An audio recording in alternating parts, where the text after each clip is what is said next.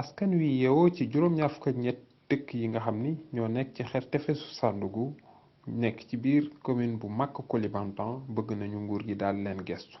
defaral leen ay pont waaye itam ba tey defaral leen ay yoon ngir ñu mën a dem ak dikk niñ ko bëggee laatu kon ay musiba mbaba kumba di leen fekk ci dexu Sandaga boobule. ñun jaaxal na suñu problème bi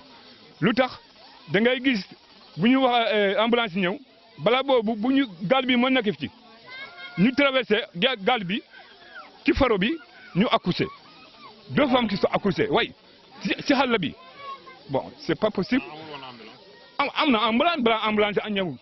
c'est trop tard. Cheikh Sylla nekk président union Bakotoflo moom nag bëgg na daal nguur gi daal leen a gestu ci noonu mu amal benn tukki nemmeeku ci Tabadian ci Mbulemu ci Sandaga ci Diendé Médina Diakhar. parce que gars yi ñu ngi ne taxaw mënuñoo jéggi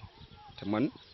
presque mën na ko fee ay weer ñëw fi tey war a gisante ak say mbokk ñu ngi beneen côté yow nga taxaw fii mënoo leen gis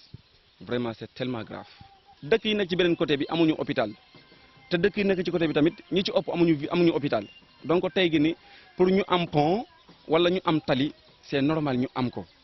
parce que li ñuy dund dafa métti trop finalement. lu ñu mën a jàpp kii di secrétaire municipal bu Maka Koulibantang xam le ne ni am na benn dossier d'appel d'offre boo xam ni daal di nañ koy lancé ndaxte nee nañu am nañu financement ngir nag ñu daal di tabax benn tali boo xam ni dafay soqeekoo ci Maka dem ba ca Saare Eli.